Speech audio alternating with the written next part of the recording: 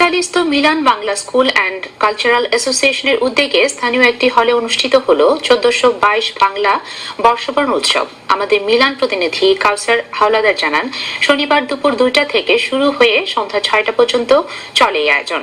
শুরুতেই সবাইকে পান্তা ইলিশ ও রকমারি ভর্তা সহ খাবার পরিবেশন করা হয়।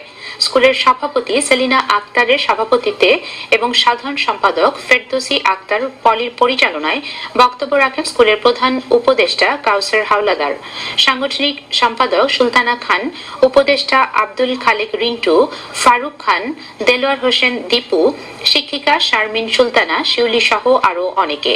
সাংস্কৃতিক পর্বে সঙ্গীত, নৃত্য ও আবৃত্তি পরিবেশন করেন স্কুলের ছাত্রছাত্রী ও শিক্ষক শিক্ষিকা বৃন্দ। বৈশাখী এ আয়োজনে প্রবাসী নারী পুরুষ সহ শিশুদের অংশগ্রহণ ছিল চোখে পড়ার মতো।